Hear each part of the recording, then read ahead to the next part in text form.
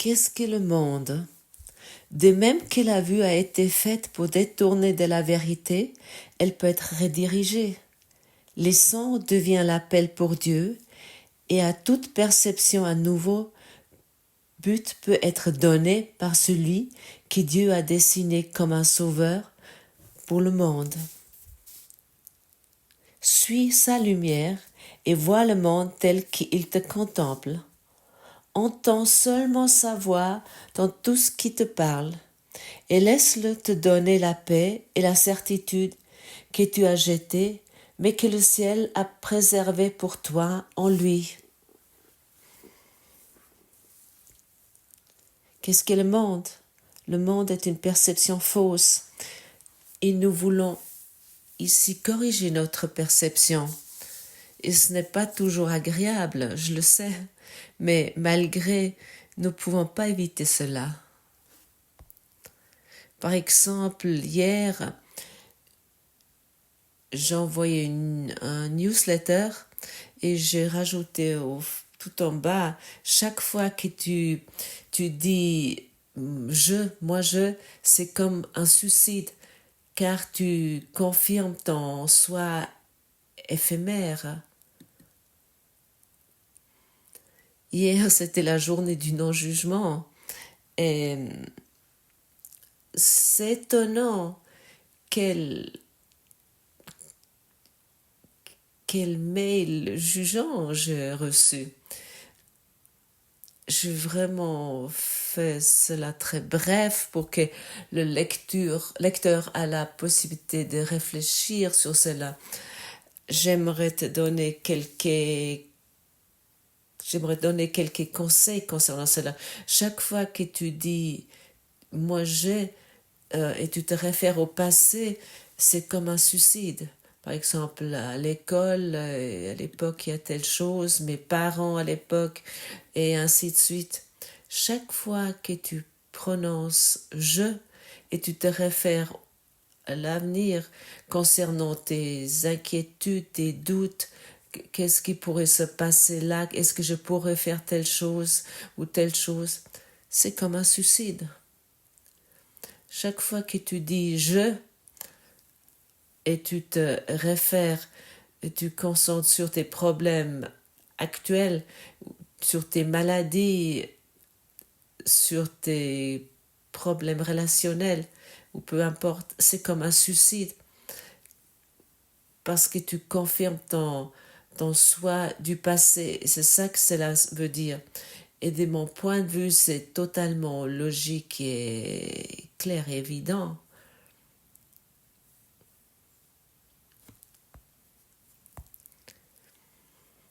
Nous voulons donner une autre signification aux choses. Jusqu'à présent, nous avons utilisé ce « je », ce « moi-je », pour confirmer notre mortalité. Et maintenant, nous voulons utiliser ce « je » pour regarder, pour vérifier quelles émotions, quels sentiments non délivrés sont encore primordial. Bon, c'est important, mais si tu le fais pas, tu le fais pas. Et à ce moment-là, tu n'aimerais pas te sauver, tu n'aimerais pas te délivrer, mais tu aimerais insister sur ces histoires qui arrivent. Quelque chose est pris, et là, on prend encore quelque chose, et encore là, on prend quelque chose. Et tout au long de la journée, nous blablatons, nous bavardons. Moi, et nous ne savons pas ce que nous faisons. Et en même temps, j'ai posé des questions dans ce newsletter. Qu'est-ce qui nous est pareil? Qu'est-ce que tu sais sur toi qui est également pareil avec tes sœurs et tes frères, y compris tout être vivant? Qu'est-ce que nous avons comment par nature? Et la dernière question, qu'est-ce que c'est un je, un moi-je? Et lorsque tu poursuis cette pensée je, c'était déjà dit hier, tu ne vas pas trouver ce je. Mais nous pouvons chaque fois faire ce je. Nous le faisons. Ce soi que tu es, tu ne peux pas le faire. Tu l'es déjà.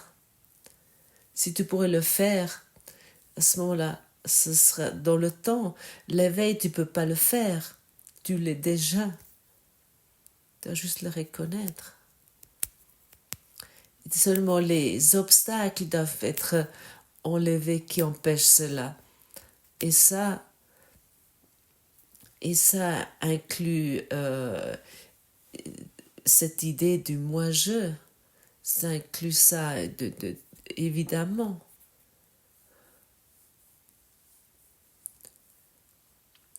En fait, ce je, ce moi-je est uniquement un savoir qui était copié, qui était dupliqué.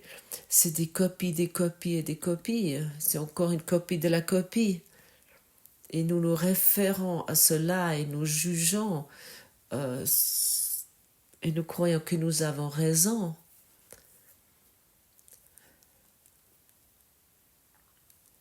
Est-ce que tu peux trouver ce penseur insane qui te rend totalement impuissant autant que tu crois de cette façon les choses que tu vois?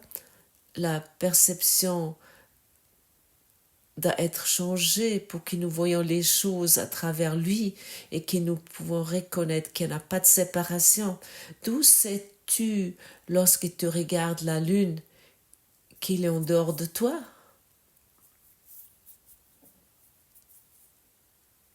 C'est un savoir copié.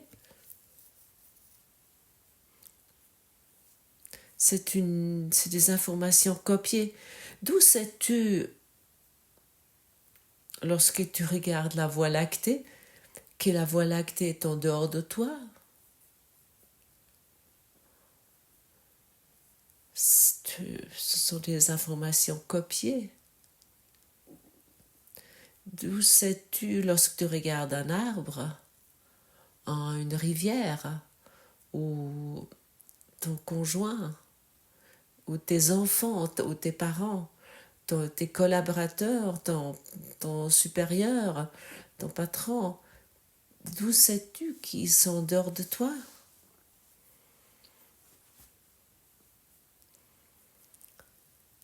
C'est un savoir copié auquel que tu y crois. Déjà, dans la Bible, il te dit, selon ta foi, ça va arriver. Et choups, nous croyons en toutes ces choses-là et nous faisons l'expérience. Ça veut dire cela. Et nous faisons ainsi l'expérience parce que nous prêtons foi, nous donnons crédit à notre perception. Et pour moi, c'est vraiment très important de me poser de telles questions lorsque je regarde sur ce monde. D'où je peux savoir ce que je perçois ou ce que j'entends? Et je vois maintenant, j'entends par exemple le chant d'un oiseau. Comment je peux savoir que c'est en dehors de moi? Je regarde Silke ou je regarde ma fille ou peu importe. Comment je peux savoir que c'est en dehors de moi? Je ne peux pas le savoir. Et maintenant, nous arrivons au point décisif. Alors, ok, qu'est-ce que je vois? Qu'est-ce que je perçois? Qu'est-ce que j'entends? La perception est créée par la projection. Donc, je perçois et je vois uniquement mes projections.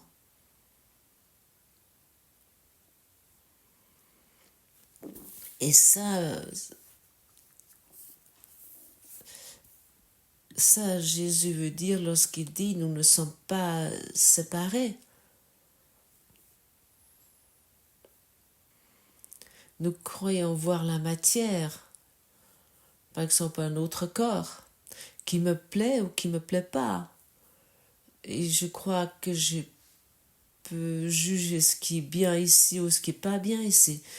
je crois savoir voir un arbre ou je crois voir une voiture, mais en fait je vois uniquement le spirit, je vois uniquement l'esprit, parce que tout est devenu, depuis l'esprit, une forme. La matière a été créée par l'esprit, comme toi, comme le corps. C'est à travers l'esprit que c'est devenu une forme. C'est l'esprit qui crée la matière. Et c'est ça la projection. Et le rêveur rêve ce rêve. Et il se trouve, comment on pourrait dire, il se trouve dans une inconscience. Il a oublié qu'il rêve. Comme toi, tu oublies la nuit que tu rêves. Et lorsque hier nous avons reçu cette information que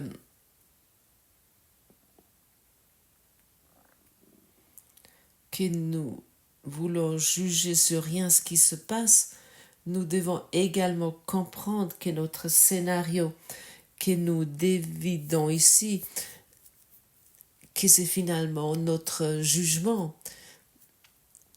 Nous voyons déjà partout nos jugements si nous regardons sur ce monde.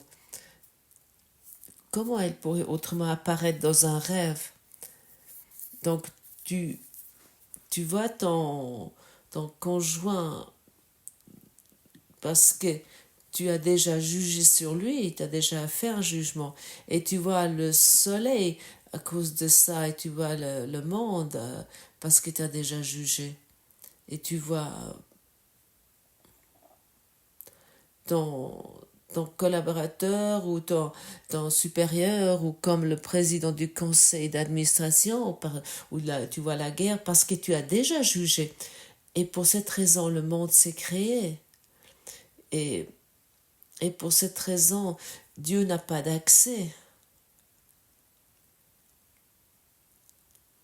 Dieu n'a pas d'accès à ton rêve.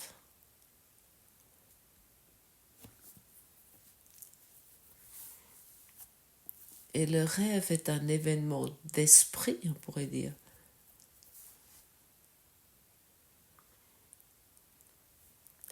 Et les choses sur lesquelles que nous avons déjà jugé, ça veut dire que le rêve que nous avons déjà jugé, et si nous le réjugeons encore une fois à ce moment-là, nous le rendons réel. Et pour cette raison, Jésus nous invite d'abandonner nos jugements pour que le rêve que nous avons et que ce rêve que nous avons fait sur lequel nous avons déjà posé un jugement, pour que ce rêve peut être guéri, pour qu'il puisse être abandonné, pour qu'il puisse être délivré.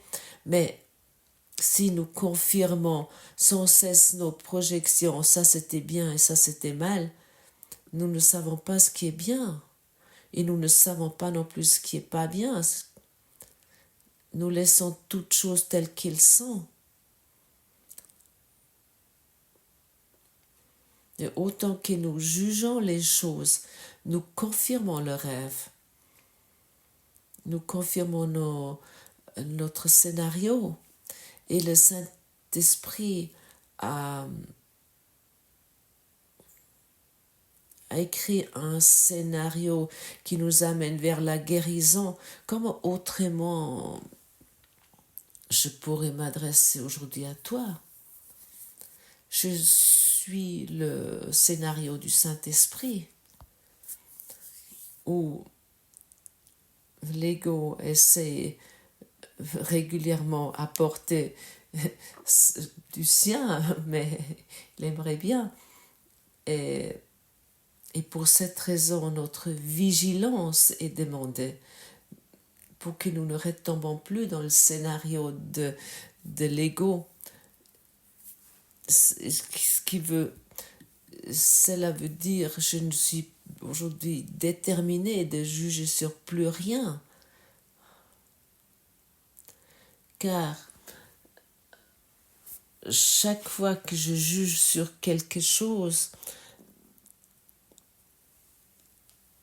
c'est la même chose comme un suicide. C'est ça, cela veut dire. C'est ça la signification. Car toi, en tant que moi, je va mourir. Le corps, il meurt.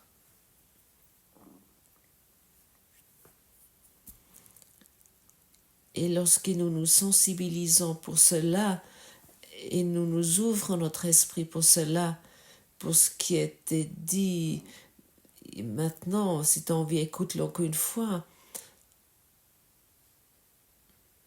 Nous allons nous expérimenter de plus en plus en tant que la création de Dieu, qui se reconnaît dans toutes choses. Et tu vas voir le caillou ou le brindille d'herbe desséché est en toi, comme l'arbre, comme la lune, comme la voie lactée. Tout est en toi. Dieu est dans tout ce que je vois, parce que Dieu est dans mon esprit. Et tout ça commence à avoir du sens maintenant, et tout ça devient très utile. Et nous savons maintenant aussi pourquoi c'est comme ça. Et peut-être tu es encore à un point où cela n'est pas encore totalement compréhensible. Ce n'est pas grave. Commence à sentir ces mots. Et il ne s'agit pas tellement de ce qui est dit ici, les mots qui sont prononcés ici, mais il s'agit ici de la signature d'esprit qui est offerte ici. Sur un niveau de conscience, tu comprends ce qui est dit ici. Alors, n'essaie pas maintenant de le comprendre avec ton intellect. Ça ne fonctionne pas. Qu'est-ce qu'il y a au-delà de tes pensées? Ou formulé autrement, qu'est-ce qui est ton expérience sans pensée?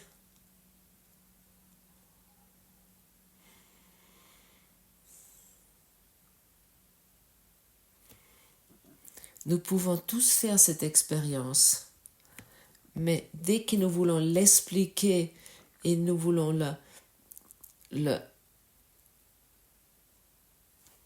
l'expliquer avec notre intellect ou avec notre petite compréhension, nous commençons à s'arrêter parce qu'il n'y a pas de description. Car ton expérience au-delà de tes pensées ne peut pas inclure tes pensées, ne peut pas inclure des mots, et pour cette raison, ça ne peut pas être expliqué. On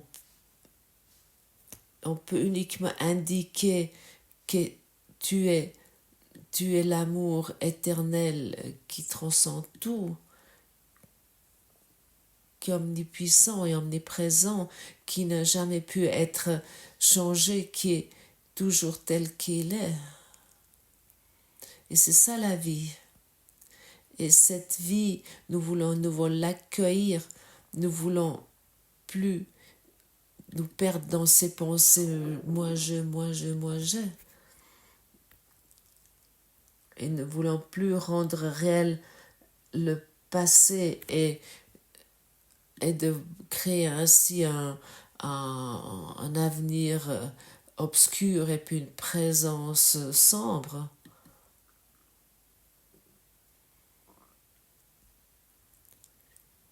Sensibilise-toi pour tes pensées qui créent ce que tu ne désires pas et vérifie tes croyances. Sois disposé de mettre tout en question, mais si tu ne mets rien en question, tout va rester tel que c'est. Mets toutes choses en question, quelles que tu as cru jusqu'à présent et qui sont gravées dans la pierre pour toi et et qui ne nécessite apparemment pas de vérification. Ça nécessite une vérification. D'où peux-tu savoir que la voix que tu entends maintenant est en dehors de toi?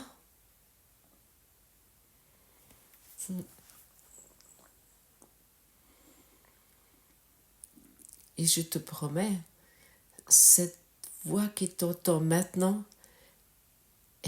est dans ton esprit. Comme tout ce que tu perçois à l'instant. Ça semble être effrayant au premier abord. Peut-être tu es d'accord avec cette voix, tu dis waouh, c'est cool, tout se passe en moi. Mais après, il y a d'autres choses qui arrivent que tu aimerais plutôt garder à l'extérieur. Ne fais pas cette erreur. Accueille toute chose en tant que partie de toi.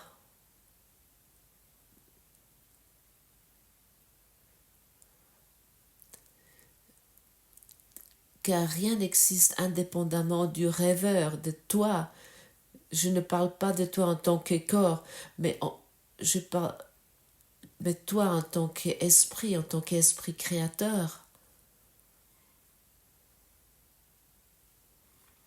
Et j'aimerais encore une fois te rappeler, tu ne vois pas la matière, tu ne vois que l'esprit.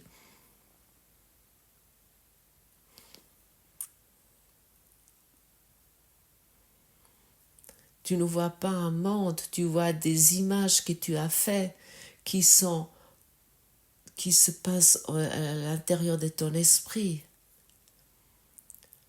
Et tu vois, lorsque Jésus nous dit que l'ego a tout mis à l'envers, à ce moment-là, nous devons être disposés, au moins être disposés de mettre ça en question et l'inverser. Nous devons être disposés de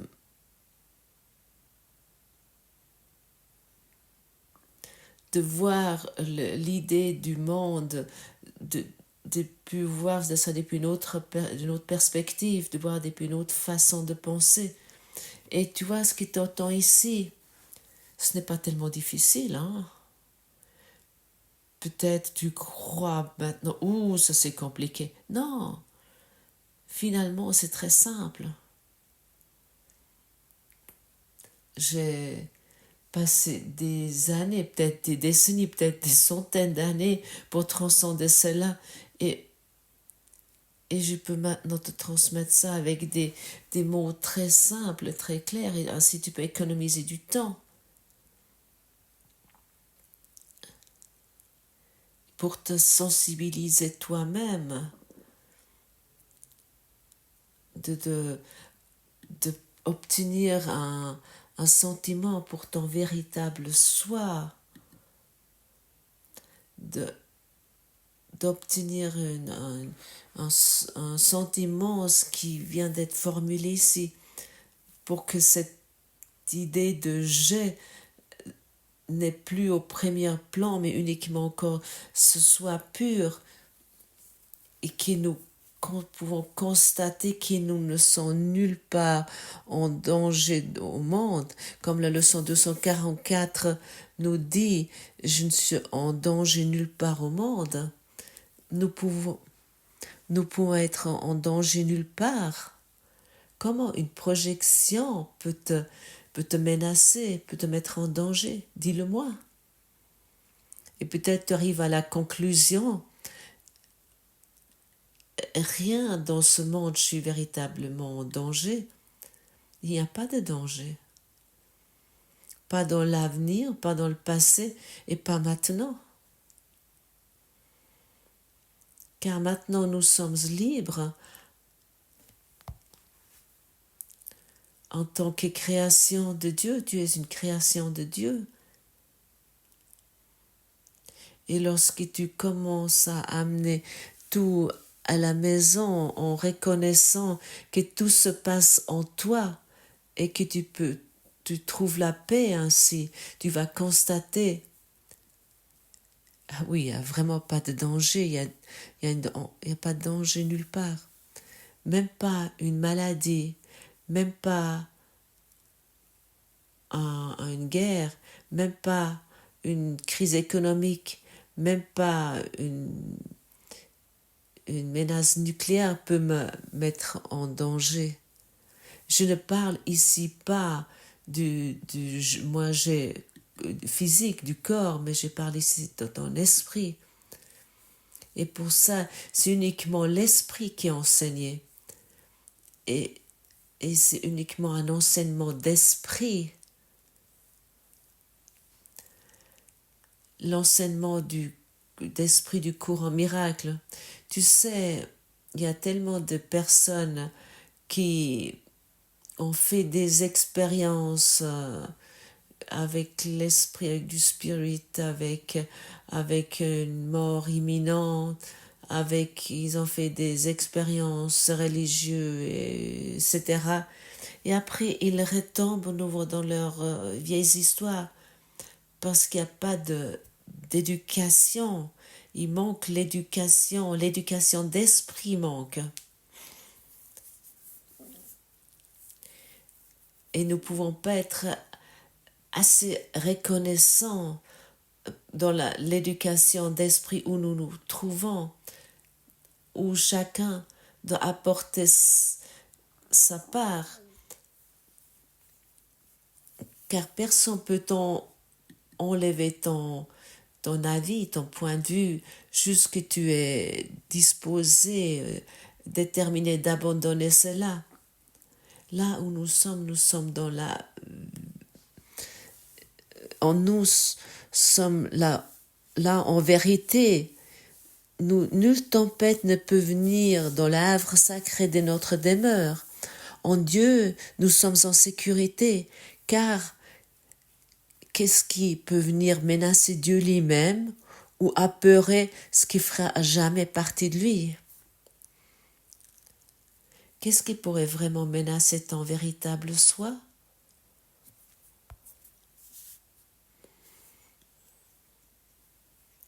Et peut-être tu commences à avoir un sentiment très doux, ce qui a été ici et maintenant formulé, pour plus te perdre dans une illusion qui se préoccupe uniquement avec son propre je. Moi, tu dois savoir, l'ego, même si tu t'es occupé pendant 20 ans de tes parents, je parle ici de l'ego, où tu t'es occupé avec beaucoup d'amour de tes enfants, où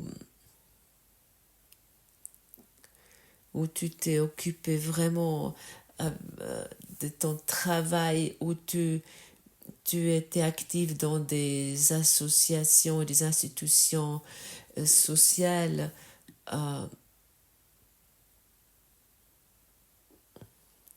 Tu l'as uniquement fait pour toi.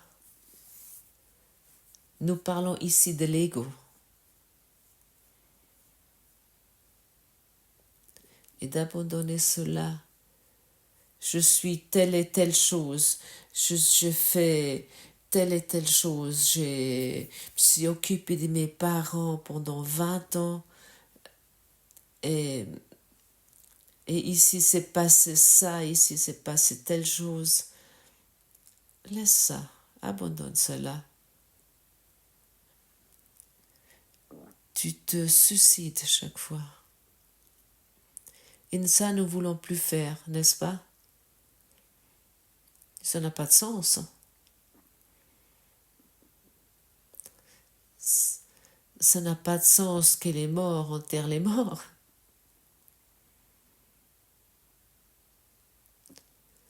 Nous voulons nous reconnaître en tant que la lumière que nous sommes.